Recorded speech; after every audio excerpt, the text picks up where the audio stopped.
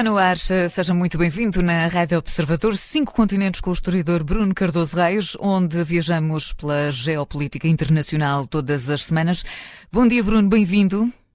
Olá, bom dia, obrigado. E continuamos a dar destaque principal à guerra no Médio Oriente. Já vamos, obviamente, também à Ucrânia, mais à frente, nestes 5 continentes. Bruno, hoje queres olhar para o papel de 2 atores regionais no apoio ao Hamas. Falamos do Qatar, financiador do grupo, e também do Irão, que tem servido como principal municiador.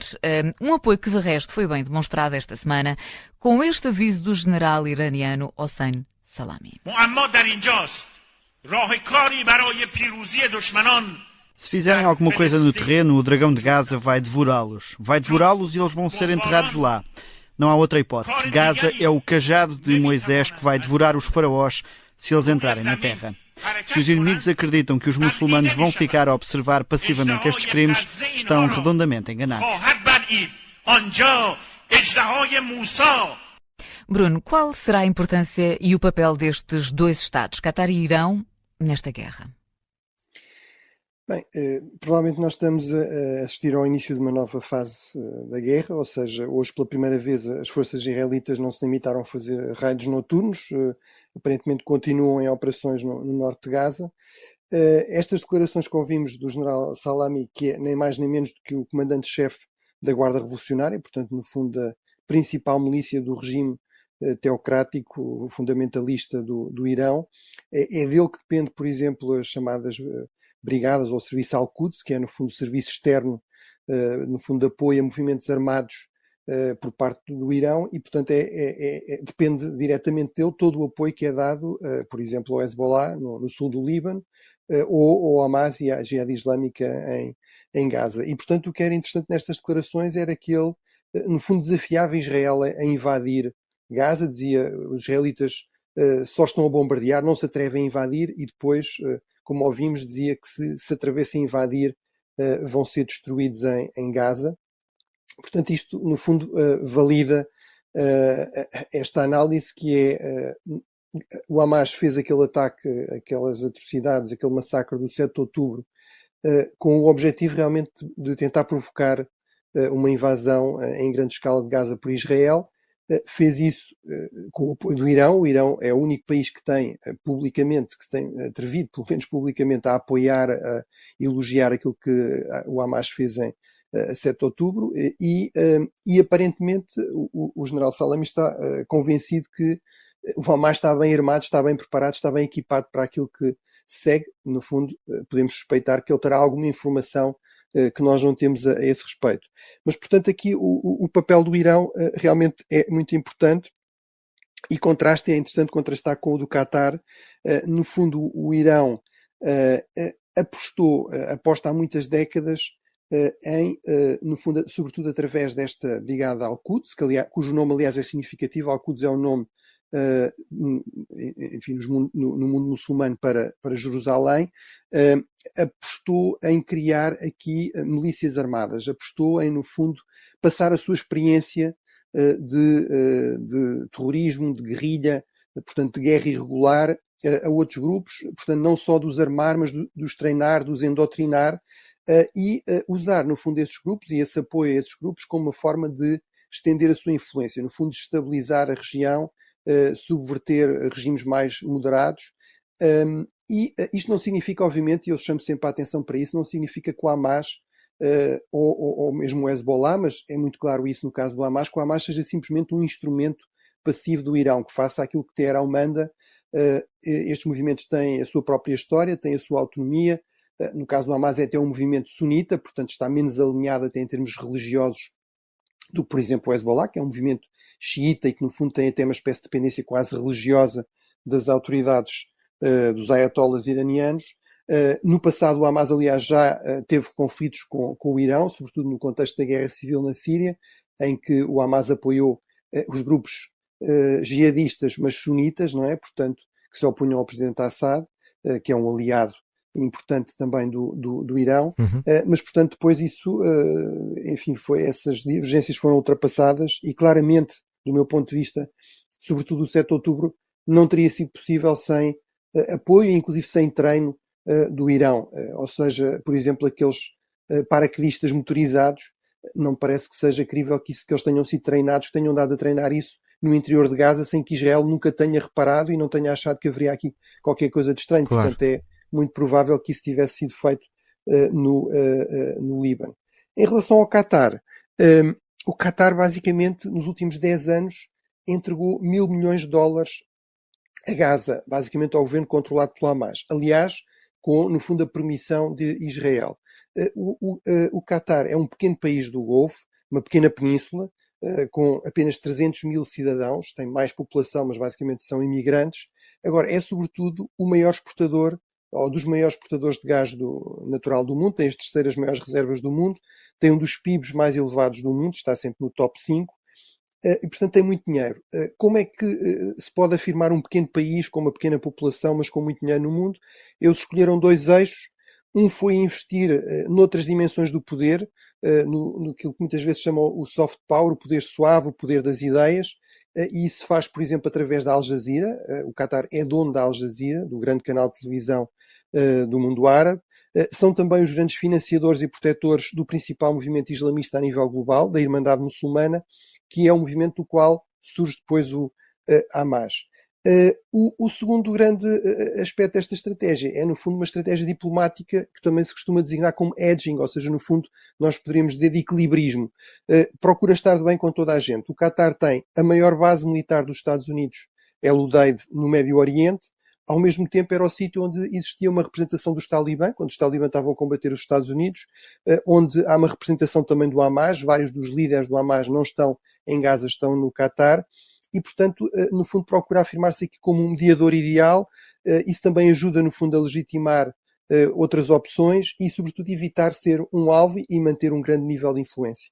Bruno, não nos esquecemos, obviamente, da Ucrânia, do conflito da Ucrânia, e por lá há notícias de raids fluviais pelo país, mas também de muitas deserções numerosas por parte dos soldados russos. Estes 2 dados podem ser relevantes no conflito, na tua opinião? Sim, temos notícias, digamos, contraditórias sobre exatamente o que é que está a acontecer em Avdiivka, na zona do Donbass. Parece haver alguns avanços russos nos últimos dias, embora com imensas dificuldades e com imensas baixas, mas no contexto, por exemplo, dessas ofensivas, houve notícias de que realmente teria havido um aumento do número de deserções de soldados russos e até algumas execuções de desertores, de soldados que recusavam cumprir ordens ou que procuravam desertar. Isso, no fundo, é muito a teoria da vitória da Ucrânia, que é que o exército russo é um exército que só se mantém, digamos, por uma disciplina completamente draconiana, que está muito mal treinado e muito mal comandado, e, portanto, que a qualquer momento pode acontecer que, com pressão crescente, pressão continuada, acabe por haver um colapso localizado ou até generalizado. Agora, isso de facto não aconteceu até agora, pelo menos não numa escala que fosse possível à Ucrânia explorar, digamos, com um impacto significativo no terreno. Mas é algo que certamente a Ucrânia está a acompanhar com muito interesse. Este aspecto dos raids, digamos, da utilização de meios navais, seja marítimos, seja fluviais, é algo em que a Ucrânia tem estado claramente a investir nos últimos meses.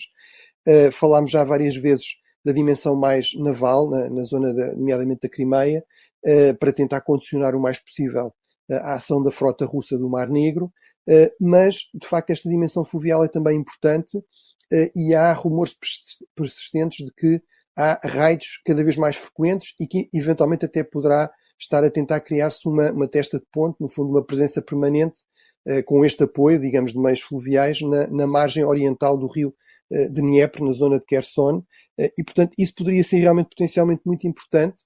A Ucrânia é um país de rios, é um país, sobretudo, um grande rio, do rio de Dnieper, e, portanto, se a Ucrânia conseguisse utilizar esses rios de uma forma mais eficaz militarmente, podia realmente desequilibrar as coisas, criar aqui novas frentes, perturbar, no fundo, o dispositivo defensivo russo de forma mais inesperada, e, portanto, isso potencialmente tem aqui um efeito transformador, mas, evidentemente, mais uma vez teremos de ver se confirma isso, com que dimensão e com que efeitos. Bruno, seguimos neste 5 continentes até aos Estados Unidos da América, onde esta semana tivemos finalmente este anúncio. The total number of votes cast is 429. O número total de votos é de 429. Desses, o honorável Mike Johnson, do estado da Louisiana, recebeu 220. Já o honorável Hakeem Jeffries, do estado de Nova York, recebeu 209 votos. Desta forma, o honorável Mike Johnson, do estado da Louisiana, tendo recebido a maioria dos votos, é eleito o presidente da Câmara dos Representantes do Congresso número 118.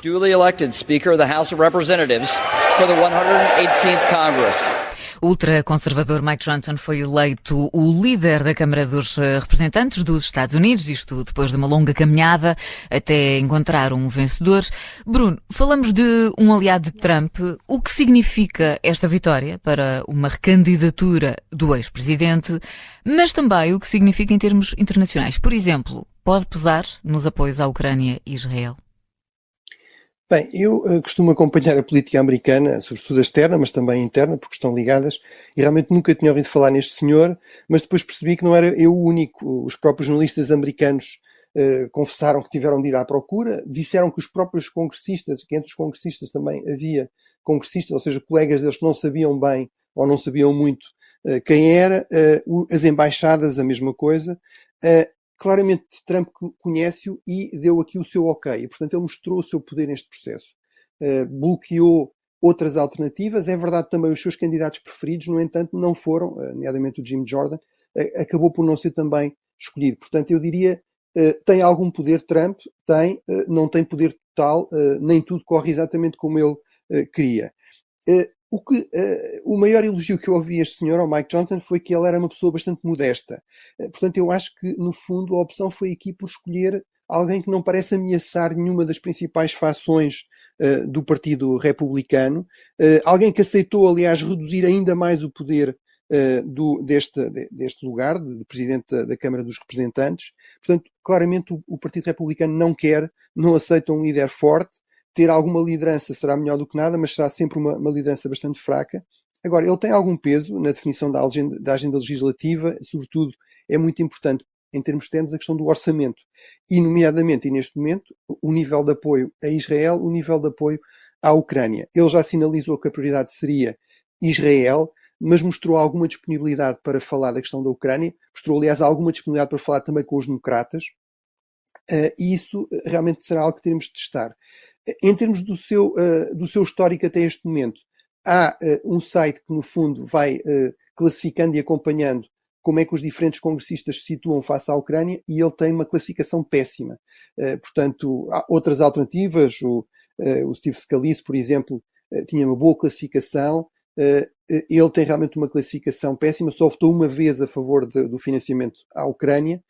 Veremos se isso se mantém, ou se realmente, neste espírito conciliador que ele parece mostrar, se estará disposto a chegar aqui a algum acordo com os setores mais moderados dos republicanos e também com os democratas, sobretudo dentro desta ideia que parece ganhar peso, que é, no fundo, tentar o mais possível somar o apoio à Ucrânia e o apoio a Israel. No fundo, tentar obrigar os congressistas a votar as duas coisas ao mesmo tempo, para facilitar a passagem do apoio à Ucrânia.